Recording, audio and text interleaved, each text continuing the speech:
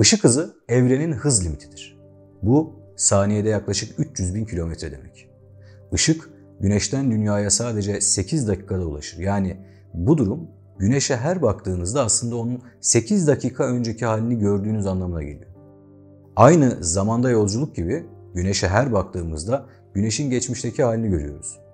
Ancak Einstein'ın özel görelilik teorisi der ki hiçbir şey ışık hızını aşamaz. Bir cismin hızı ışık hızına yaklaştıkça kütlesi ve ihtiyaç duyduğu enerji sonsuza kadar artar. Bu da ışık hızına ulaşmayı veya aşmayı pratik olarak imkansız kılar. Bir nesne ne kadar hızlanırsa kütlesi o kadar artar. Işık hızına ulaştığımızda kütlemiz sonsuz olur ve sonsuz enerjiye ihtiyaç duyarız. İşte bu yüzden fiziksel bir nesne için ışık hızını aşmak imkansız gibi görünüyor. Yalnız burada bir maddi varlıktan bahsettiğimizi de unutmayalım. Ama diyelim ki bir şekilde bu bariyeri aştık. Peki ne olur? Fiziğe göre zamanda geri gitmek bile mümkün olabilir. Işık hızını aşan bir cisim kendi geçmişini görebilir. Bu teorik olarak zamanda yolculuğu mümkün kılabilir. Fakat işte bu noktada paradokslar devreye giriyor. Mesela Büyük Baba paradoksu. Eğer zamanda yolculuk yapıp geçmişe giderek büyük babanızı öldürürseniz varlığınızı nasıl açıklayacaksınız? Yani geçmişe gidip büyük babanızı öldürürseniz sizin de var olamamanız, yani zamanda geriye gidip büyük babanızı öldürememeniz gerekirdi. İşte bu bilimin ve felsefenin hala çözemediği bir gizem. Öte yandan uzay zamanın bükülmesi veya warp sürüşü gibi kavramlar da teorik olarak incelenmektedir.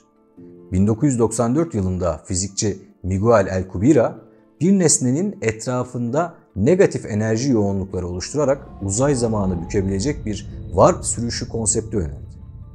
Bu sayede uzay zamanının kendisi genişleyip daralabilir ve bir nesne ışık hızını aşmadan ışıktan hızlı yolculuk yapıyor gibi görünebilir. Ancak bu tür bir teknolojinin gerçekleştirilmesi için gereken negatif enerji veya egzotik madde henüz keşfedilmemiştir. Ve mevcut fizik yasaları çerçevesinde bu kavramlar spekülatif olarak değerlendirilmektedir. Yani şimdilik bu sadece bir teori. Bir sörfçünün dalgaları kullanarak ilerlemesini düşünün. Sörfçü kendi gücüyle değil, dalganın enerjisini kullanarak hız kazanır ve ilerler. İşte warp sürüşünde de uzay gemisi uzay zamanın bükülmesini dalga gibi kullanarak ışıktan hızlı hareket edebilir. Zamanda yolculuk hem bilimsel hem de felsefi açıdan derin tartışmalara yol açan bir konu. Bu tartışmaların merkezinde özel relativite teorisi ve büyük anne paradoksu ya da büyük baba paradoksu olarak bilinen problemler yer alıyor. Bu paradokslar zamanda geriye yolculuğun sadece teknolojik açıdan imkansız olmadığını, aynı zamanda mantıksal ve nomolojik sorunlara da yol açarak ilkece olanaksız olduğunu ileri sürer. Mesela biraz önce bahsettiğimiz gibi büyük anne paradoksu ya da büyük baba paradoksu gibi zamanda geriye yolculuk yapmanın yaratabileceği çelişkileri göstermek için sıklıkla kullanılan bir düşünce deneyi var. Paradoksun temelinde şu soru yatar. Bir birey zamanda geri gidip kendi büyük annesini henüz çocuk sahibi olmadan önce öldürürse veya bunu engellerse bu bireyin varlığı nasıl açıklanacak? Böyle bir durumda bireyin var olması ve büyük annesini öldürmesi mantıksal bir çelişki oluşturur. Bu paradoks zamanda yolculuğun temel prensiplerle çeliştiğini savunarak mantıksal tutarsızlıkların altını çizer. Paradoksal durumlar sadece zamanda geriye yolculukla sınırlı değil. Zamanda ileriye gidip sonra geri dönmeyi de kapsar. Bu durumda bireyin ileri giderek gelecekteki kendisiyle karşılaşması ve bu durumda neler yaşanabileceği ilginç bir konu. Aslında bu husus bazı film ve dizilerde de karşımıza çıkıyor. Mesela Harry Potter filmindeki bir sahnede zamanda yolculuk yapıldığında asla kendisinin gelecek veya geçmişteki haliyle karşılaşmaması hususuna vurgu yapılır. Ve filmden bağımsız olarak yapılan yorumlarda kendi kendisiyle karşılaşılması durumunda delirip aklını yitirebileceği söylenir. Gelecekte yaptıklarının kendi geçmişini etkilediği durumlar da benzer mantıksal çıkmazlara yol açabilir. Örneğin gelecekteki bir olayı değiştiren bir birey bu değişimin kökenini nasıl açıklayacak? Bu tür problemler zamanda ileri ve geri yolculuk senaryolarının aslında birbiriyle bağlantılı çıkmazlar yarattığını gösteriyor. Yine zamanda yolculuk gibi geleceği bilmek de karmaşık sorunlara yol açar. Düşünün ki geleceği eksiksiz gören bir kahin veya makine var. Bu kahin, gelecekte olacakları insanlara hatasız bir şekilde aktarıyor. Bu kişi gelecekte olacak olayları insanlara kesin ve yanlışsız bir şekilde aktarıyorsa, ortaya şaşırtıcı durumlar çıkabilir. Örneğin, eğer geleceği kesin olarak bilseydik ve bu bilgiye göre davransaydık, eylemlerimiz geleceği değiştirmez miydi? Eğer gelecek değişirse, başlangıçtaki bilgimiz hala doğru olur muydu? Daha açık bir örnek verelim. Ya birileri bu bilgiyi kullanarak geleceğe müdahale ederse, örneğin bir kaza olacağını öğrenen biri önlem alıp kazayı engellerse ne olur? Bu durumda kahinin öngörüsü yanlış mı çıkmış olur? Aslında sorun tam da burada yatıyor. Geleceği bilmek başlı başına geleceği etkileyebilir ve öngörüyü geçersiz kılabilir. Bu da mantıksal bir çelişkiye yol açar. Kısacası geleceği bilmek sandığımız kadar basit ve sorunsuz bir durum değil. Hem zamanda yolculuk hem de geleceğin bilgisine erişim mantıksal ve nomolojik açıdan birçok çıkmaza işaret eder. Bütün bu sebeplerden dolayı eğer geleceğe dair bazı bilgiler edinebiliyorsak, belki de bu ancak belirli sınırlar dahilinde mümkün olabilir. Yine zamanda geriye gitmek ve geçmişe tanıklık etme fikri, tarihçiler, arkeologlar ve paleontologlar için böyle bir imkan, çalışmalarına olağanüstü bir boyut katacak bir armağan olur. Ancak zamanda yolculuğun herkes için kolayca mümkün olduğunu hayal edersek, bu bilim dalları muhtemelen bugünkü kadar ilginç ya da değerli olmayabilirdi. Birçok roman, film ve diziye ilham veren bu fantezi neden gerçekleşmiyor? Zamanda geriye yolculuğu mümkün kılmayan ne? Bu sorunun cevabını sadece evren zamanda geriye seyahati imkansız kılacak bir şekilde oluşmuş gibi basit bir yaklaşımla açıklamak cazip gelebilir. Zamanda geriye gitmenin mümkün olmayışını bir kaba gerçek olarak kabul edip bu noktada sorgulamayı sonlandırabiliriz. Ancak bu yanıt bizi tatmin etmekten çok uzak görünüyor. Belki de zamanda geriye yolculuğun imkansızlığına dair daha derin ve aydınlatıcı bir açıklama bulabiliriz. Tekrardan Einstein'ın özel relativite teorisine dönersek, zamanda yolculuğun önünü kesen farklı bir engelden bahseder. Diyelim ki, ışık hızını aşan bir hızla seyahat edebilen bir uzay gemisine bindiniz. Ve bir süre sonra dünyadan çok uzak bir yıldızın gezegenine indiniz. Evrende sizin bu seyahatinizi farklı bir zaman diliminde algılayabilecek bir gözlemci bulunabilir. O gözlemcinin takvimine göre sizin o gezegene inişiniz dünyada anneannenizin bebeklik dönemine denk gelebilir. Gezegen ziyaretinizin ardından tekrar uzay gemisine binip yine ışık hızını aşan bir hızla dünyaya dönerseniz bu ikinci yolculuk da zaman alacağı için gözlemci sizin anneannenizin bebeklikten çocukluk dönemine geçtiği bir zamanda dünyaya indiğinizi kaydedecektir. Siz de dünyaya indiğinizde anneannenizin çocukluk yıllarına tanık olmuş olacaksınız. Zamanda geriye yolculuğa mantıksal çelişkiler ve doğa yasalarını ihlal etmeden izin verilse bile bu tür yolculukların paradoksallığından tam anlamıyla kurtulmamız mümkün olmayabilir. Bir kez daha zamanda geriye gidip anneannenizi öldürmeye çalıştığınızı hayal edelim. Bu girişiminiz farklı şekillerde de engellenebilir. Örneğin silahınız tutukluk yapabilir. Bir anda felç geçirebilirsiniz. Tam o sırada bir deprem meydana gelebilir ya da anneannenizi öldürme amacınızı tamamen unutabilirsiniz. Hatta anneanneniz sandığınız kişi aslında başka biri çıkabilir. Bu gibi tuhaf ve gizemli engeller sürekli karşınıza çıkabilir. Bu beklenmedik engeller sadece anneannenizi öldürme girişiminizle sınırlı kalmaz. Sizin doğmanızı engelleyecek daha masum girişimlerde bulunmaya çalıştığınızda da aynı sorunlar ortaya çıkacaktır. Örneğin yanınızda taşıdığınız bir ilacı anneannenizin çocukluk döneminde kullanmasını sağlamaya çalışan bir planınız varsa bu planı gerçekleştiremeyeceksiniz. Hangi yöntemi dener ve ne kadar çaba gösterirseniz gösterin, dedenizin anneannenizle evlenmesini engellemeye de muvaffak olamayacaksınız. İster dedenize büyük servetler vaat edin, ister onu tehdit edin ya da anneannenizi karalamak için bugünün ileri teknolojileriyle üretilmiş sahte belgeler gösterin. Hiçbir yöntem işe yaramayacaktır. Üstelik bütün bu engeller dedeniz gerçek hayatta anneannenizle isteksizce evlenmiş olsa dahi geçerli kalacaktır.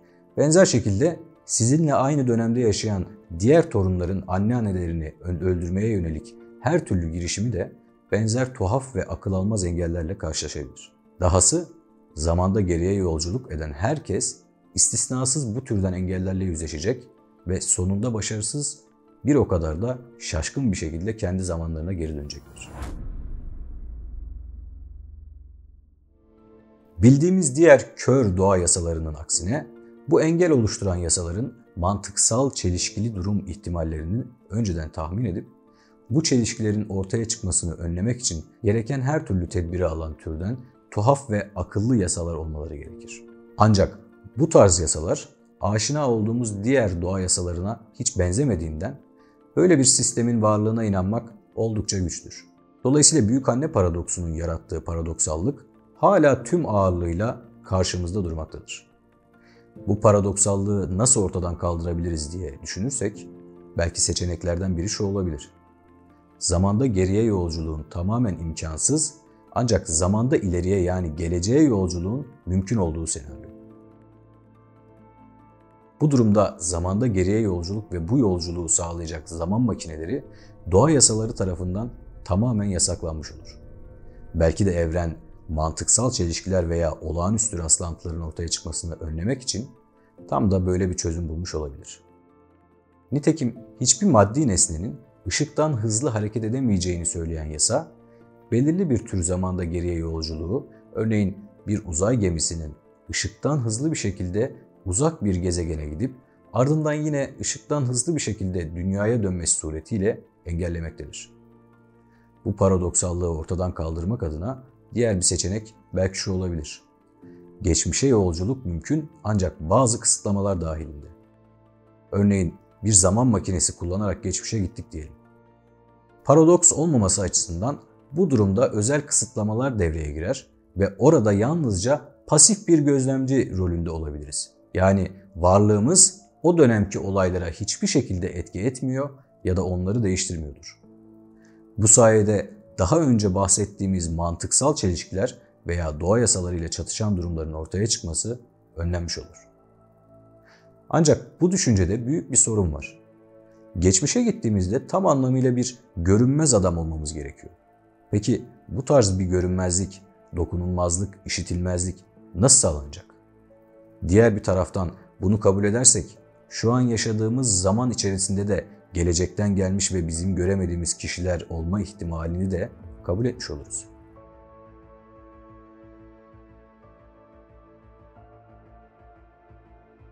Bu insanların varlığından hiçbir şekilde etkilenmememiz, bugün bildiğimiz fizik kanunlarıyla tamamen çelişmektedir.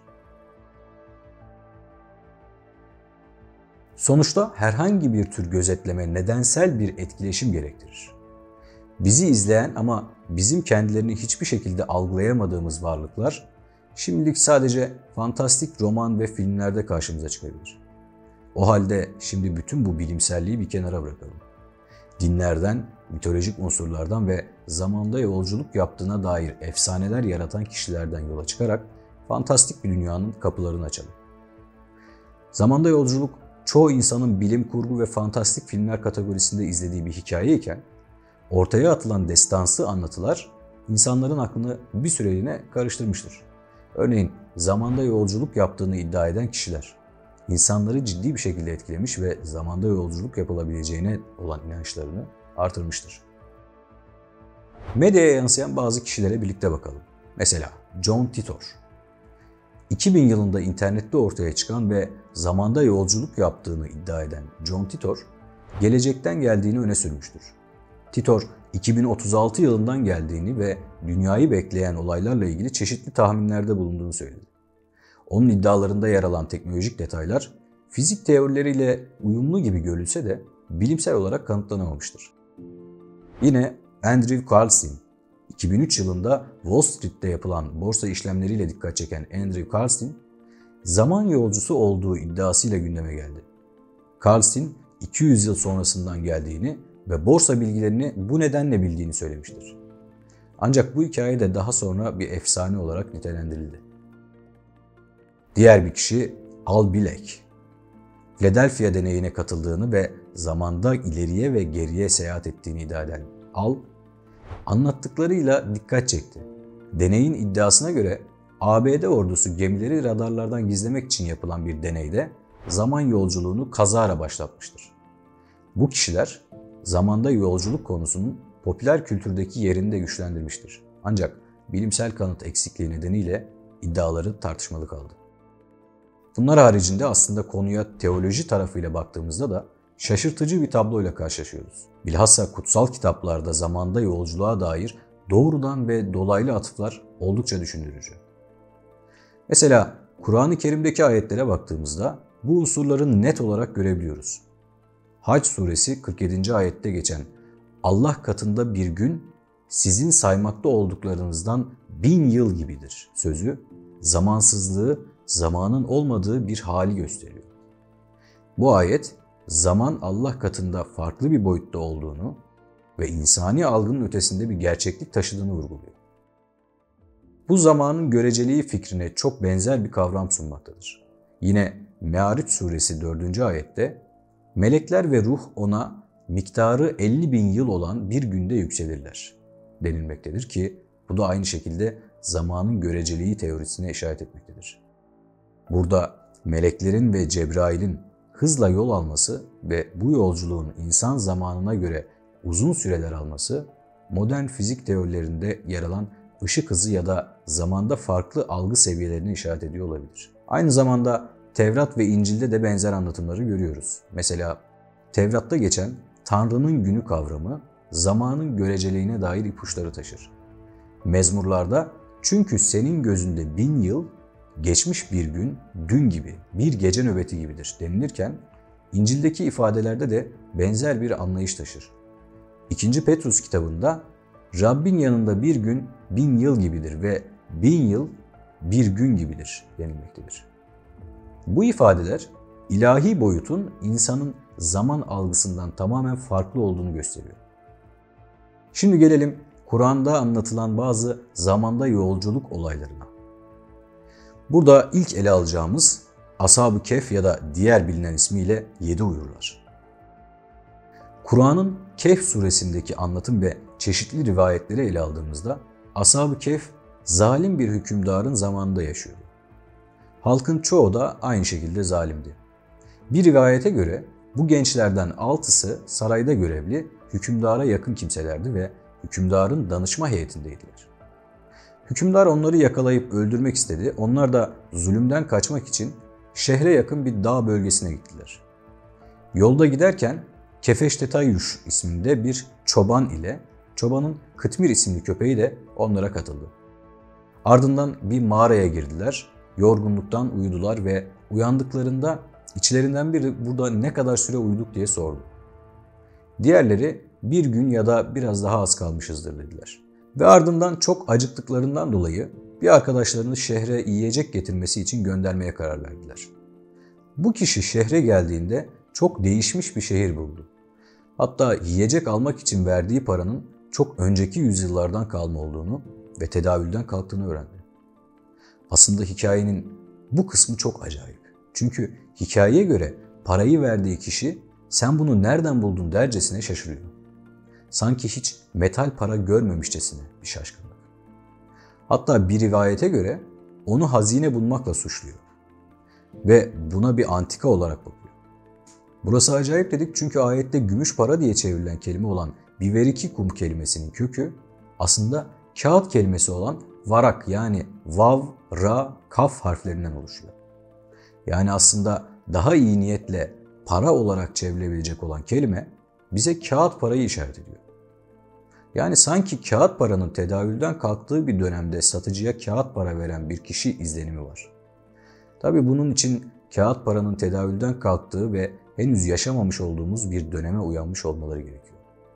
Bu tabii ayrı bir tartışma konusu olduğu için burada uzatmayacağız. Neticede öyle ya da böyle çok başka bir zamana uyandıklarını net olarak anlayabiliyoruz.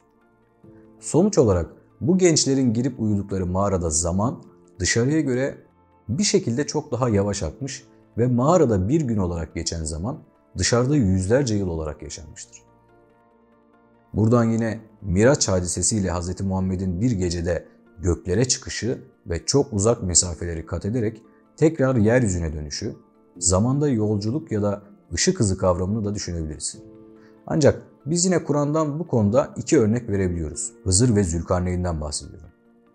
Kur'an'da Hz. Musa'nın Hızır'la birlikte çıktığı bir yolculuktan bahsedilir. Bu yolculukta Hızır şok edici işler yapar ve Hz. Musa bunun sebebini sorduğunda Hızır sebeplerini anlatmaya başlar. Fakat anlattıkları acayip şeylerdir. Gelecekte yaşanacak olan olayları bildiği için bunları yaptığını, yani gelecekte yaşanacak olayların önüne geçtiğini, geleceği değiştirdiğini anlatır. Aslında bu durumun iki sonucu var. Hızır ya geleceği bir şekilde öğrenmiş ya da bizzat geleceğe gidip yaşanacakları görüp ardından geçmişe dönerek bunları değiştirmek için hamlelerde bulunmuştur. Yine Zülkarneyn kıssasında da benzer bir tabloyla karşılaşıyoruz. Burada da Zülkarneyn'in güneşin battığı ve doğduğu yerlere seyahatlerinden bahsediyor. Ancak bu seyahatler sanki zamanda yolculuk gibi tasvir ediliyor. Konunun detaylarına başka bir videoda değineceğiz. Yine teolojik metinleri takip ettiğimizde Elyas ya da İslam literatüründeki adıyla İlyas peygamberin ateşten bir arabayla gökyüzüne uçtuğu anlatılır. Aslında teolojik metinlerde ışık hızı ve zamanda yolculuk konusuna dair daha birçok örnek getirilebilir. Ancak şimdilik burada keselim. Modern fiziğin perspektifinden dini metinlere bakışını ise şu şekilde açıklayabiliriz. Einstein'ın izafiyet teorisi zamanın hız ve yerçekimi gibi faktörlere bağlı olarak değişebileceğini gösterir. Bu bağlamda kutsal metinlerdeki bir gün 1000 yıl gibidir ifadesi izafiyet teorisiyle paralel bir anlam taşıyor olabilir. Ayrıca ışık hızına yakın hızlarda yolculuk eden bir varlığın kendi zamanında farklı bir deneyim yaşaması meleklerin hız ve zamanla ilişkilendirildiği ayetlerle benzerlik taşır. Kutsal kitaplarda yer alan bu anlatılar bizlere acaba mitolojik alanda kimler, hangi medeniyetler neler söylemiştir diye de düşündürmekte. Zamanda yolculuk, bilim kurgu edebiyatının en ilgi çekici konularından biri olsa da bu fikir aslında insanlığın en eski mitlerinden ve efsanelerinden besleniyor. Mitolojik anlatılarda zaman genellikle döngüsel veya değişken bir kavram olarak ele alınmış. Örneğin Hint mitolojisinde yer alan Kral Kakudmi'nin geleceğe yolculuğu. Hindu mitolojisinde Kral Kakudmi, kızı Revati için uygun bir eş aramak amacıyla yaratıcı tanrı Brahma'nın yanına gider. Brahma'nın sarayında yalnızca kısa bir süre geçirdiğini düşünen Kakudmi, dünyaya geri döndüğünde binlerce yılın geçtiğini ve krallığının çoktan yok olduğunu öğrenir. Bu hikaye zamanın farklı düzlemlerde, farklı hızlarda aktığını gösteren bir anlatıdır ve modern zaman genişlemesi kavramına da benzerlik gösterir. Yine Kelt mitolojisinde de zamanda yolculuk ile ilgili hikayeler yer almakta. Yine Oisin'in zaman atlama hikayesi. İrlanda mitolojisinde kahraman Oisin, ölümsüzlerin diyarı olan Tir na Nog'a gider ve burada birkaç yıl yaşar. Ancak dünyaya döndüğünde 300 yıl geçtiğini fark eder. Eski hayatına dönmek isteyen Oisin, dünyaya adım attığında anında yaşlanır ve ölür. Bu hikaye yine zamanın farklı boyutlarda farklı şekilde aktığına dair güçlü bir mitolojik anlatıdır. Bir diğer mit ise Japon miti. Urashmi-Taro'nun denizaltı krallığı. Japon folkloründe Urashmi-Taro bir kaplumbağayı kurtardıktan sonra ejderha tanrısının kızı tarafından ödüllendirilerek denizaltı krallığı Rugojo'ya götürülür. Orada yalnızca birkaç gün geçirdiğini zanneder ancak geri döndüğünde dünyada 300 yıl geçtiğini öğrenir. Bu mit zamanın yine göreceli doğasını ve geri dönüşü olmayan yolculukları anlatan en çarpıcı efsanelerden biri. Son olarak zamanda yolculuk adı altında Yunan mitolojisi de ön planda. Yunan mitolojisinde yer alan Sisyphos, ölüler diyarından kaçmayı başararak bir anlamda zamanın akışını manipüle eder. Ancak tanrılar tarafından sonsuz bir döngüye mahkum edilerek zamanı değiştirmeye çalışmanın sonuçları üzerine etkileyici bir anlatı sunar. Bu, zamanın döngüsel doğasına işaret eden bir mit olarak görülebilir. Mitolojilerde zaman yolculuğu genellikle ahlaki ve varoluşsal dersler içeren bir tema olarak karşımıza çıkıyor. Kahramanlar geçmişe ya da geleceğe giderek bilgelik kazanır ancak çoğu zaman kaybettiklerini geri getirememenin hüznünü yaşarlar. Günümüz bilim kurgu hikayelerinde sıkça karşılaştığımız zamanda yolculuk fikrinin kökenleri aslında insanlığın en eski anlatılarında gizli. Bu da gösteriyor ki zamanın doğası üzerine düşünmek insanın en eski meraklarından biri. Peki ışık hızını aşmak zamanda yolculuğun kapılarını aralayabilir mi? Belki. Ancak şu an bildiğimiz fizik yasalarıyla bu mümkün görünmüyor. Öte yandan bilim her zaman sürprizlerle doludur ve teorik fizik bizi bu düşüncelere daha da yakınlaştırmaktadır. Belki bir gün buna dair bambaşka bir buluş ya da keşif gerçekleşebilir. Peki siz ne düşünüyorsunuz? Işık hızını aşmak bir gün mümkün olacak mı? Zamanda yolculuk yapabilseydiniz hangi döneme ve nereye gitmek isterdiniz? Yorumlarda fikirlerinizi paylaşmayı unutmayın. Bugünkü videomuzun sonuna gelmiş olduk. Umarım birlikte çıktığımız bu yolculuğu beğenmişsinizdir. Eğer bizi desteklemek isterseniz kanala abone olup videoyu beğenebilirsiniz. Bir sonraki yolculuğumuzda görüşmek üzere. Şimdilik hoşça kalın.